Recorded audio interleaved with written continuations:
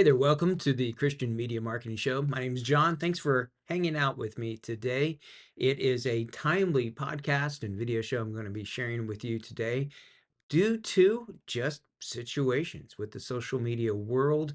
It's an ever-changing world, and you have governments getting involved with it, which means that there are court cases, there are new laws, and depending upon where you live in the world, there may be some restrictions that could be happening to you or to the work that you're doing trying to make Jesus famous. So we're going to look at that today. Before we get started, just wanted to give you a quick update that our Discover Jesus initiative, the what we were calling our one to many project, this is continuing to grow, and I'm thankful for those of you who have reached out even this last week inquiring about locations, your country, diaspora work in the one where we have the largest follow-up network, over 23 different cities where this is happening.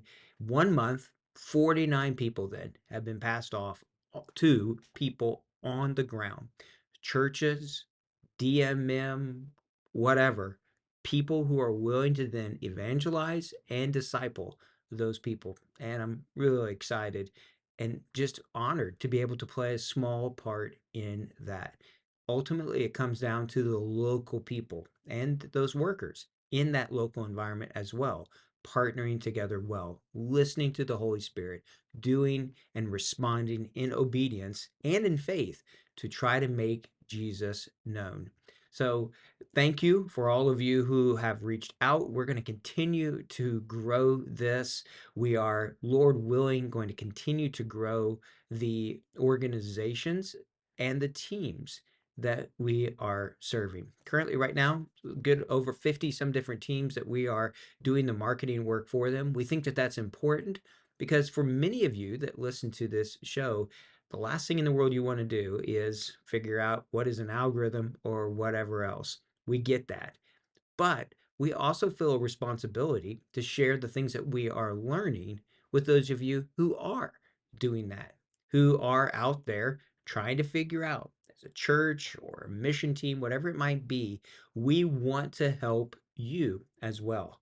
So we're not trying to hold this information back. We're trying to share our perspective and what we're learning. And truthfully, it's just that. It's just our perspective. There are some things that are known. There are some issues and stuff that's very apparent and there's not really controversy or different opinions on. Yet there's also stuff where you will hear different people and they will share different views. On this show, it's my perspective, our team's perspective that we are sharing. And if what I'm sharing is wrong, I want you to know I'll be happy and more than willing to get on here and say, I was wrong. This wasn't right. Because I feel that burden and that responsibility to share with you, if you're listening or watching this video show, of what it is that we are seeing or learning or feeling. Today is going to be one of those that's not directly for sure what's going to happen. There are some things that are very much up in the air, but I am seeing the trend lines of where I think things are going. And so, of that, I want to make sure that I give you the most current, up to date information that I possibly can. So, whether you are one of the teams or orgs that we get the pleasure of serving, or you're just listening to this going, I just trying to learn this and figure this out, we're with you. Either way, we appreciate you and we're grateful that you're going to spend some time with us today. So let's dive into it. In the United States, which is where I live and where our team is based out of, there are court cases as to today when I am recording this podcast. There are court cases, 2 days of court cases in the United States Supreme Court to decide whether or not that Section 230 will be changed or is fair or is constitutional. And there's a lot about what is Section 230. Is it in opposition to the First Amendment? Is it a rule and a law that can basically protect people from being prosecuted. What can it do? And we're going to look at that in just a second, but let me dive in here and show you what Section 230 is first and foremost. Section 230 is a part of US Code 47, Section 230, which is a protection for private blocking and screening of official or offensive, material. And so here is, if you're watching the show, from the Cornell Law School, the actual wording of Section 230. Go on Google, do a search, you will find this section, this policy that is out there. And basically, they're trying to make it so that internet companies, not just Google, Facebook, Twitter, Meta, whatever, but just businesses who have an online presence, and maybe they have a forum, or maybe people are posting different things, that they are protected from a legal standpoint from certain things. And so some would say this is granting an unfair immunity to these internet platforms. But the thing is, it's Section 230 is not limited just to internet platforms. It's not just Meta that this is applying to.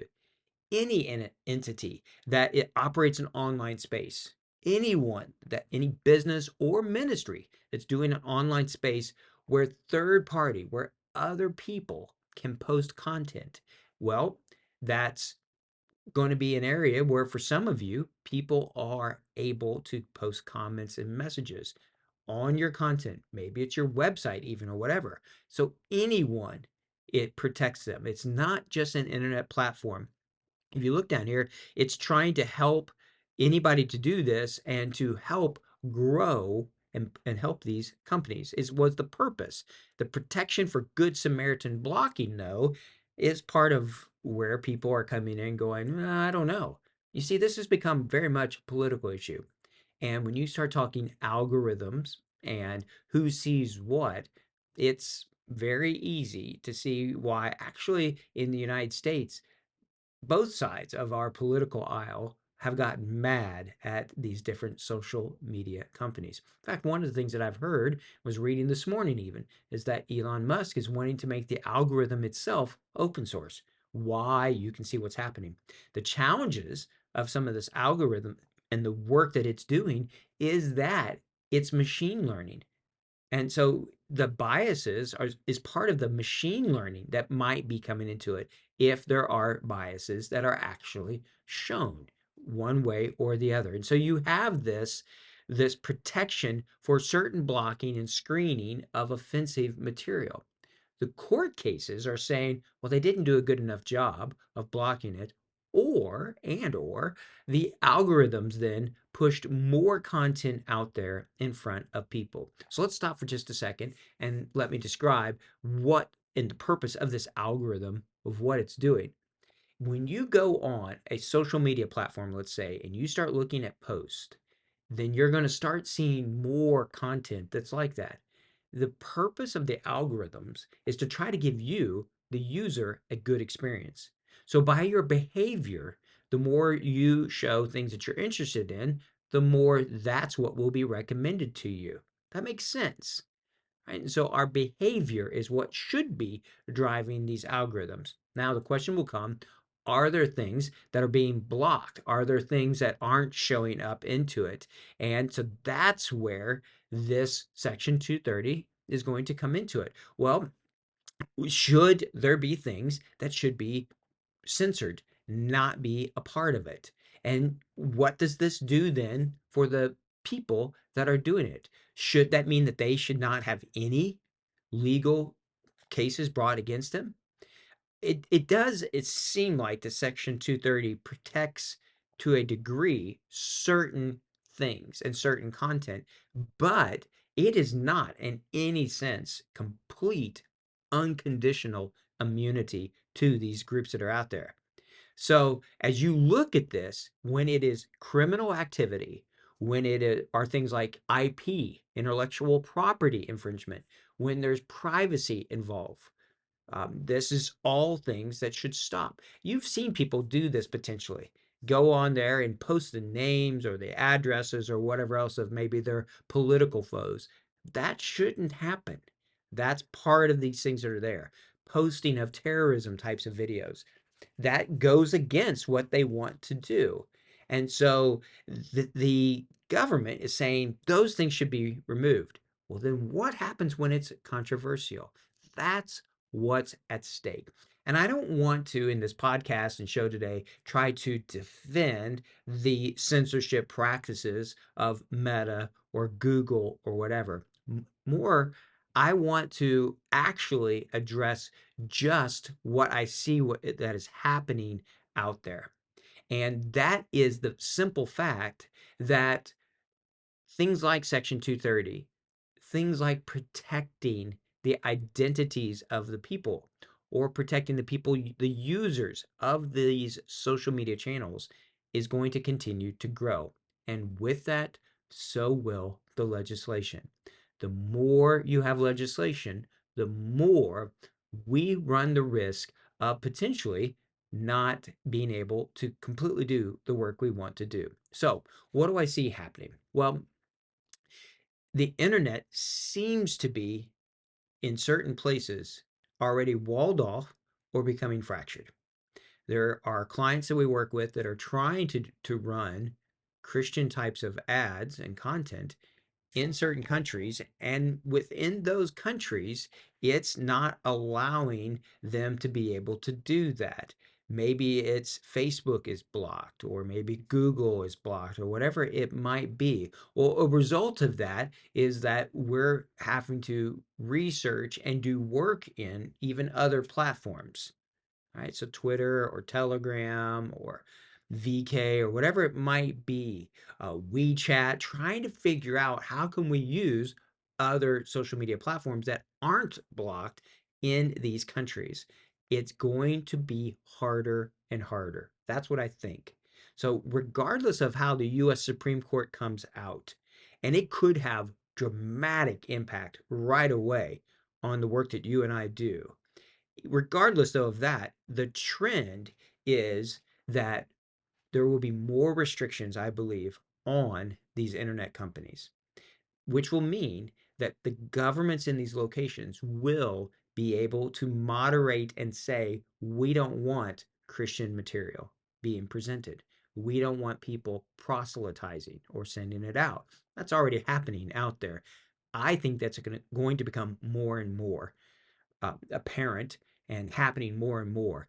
VPN usage is going to become more and more curtailed by certain countries, I believe.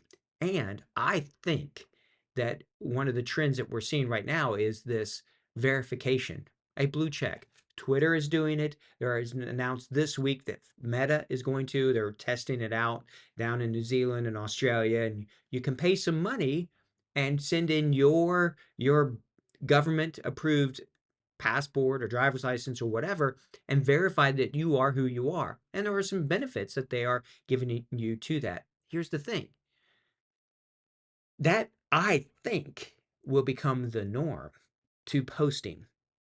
So the being anonymous and just getting on there and blasting away or doing whatever else may not be something that can be done. Now you can say that's good or bad, but it will have an impact on the work that we are trying to do to make Jesus famous. And here's where. In accounts for businesses, for ministries, this anonymous, who are the people behind the page, who are the admins, where is everything located? I think the days of that being unknown and anonymous are numbered. It wasn't very long ago that you could do a what was called a digital hero and just use somebody else's identity and get on there and create a page and go crazy on it. Start making ads and doing whatever. Those days are done. And I don't think they're ever coming back. And the laws are making it such that in certain locations, to take somebody else's identity, create an account in their name is a felony, could be punishable. And certain governments will crack down on it. Having duplicate accounts on like Meta is something that's almost a given. They're going to find it over time and shut down your accounts. So I think it's just going to.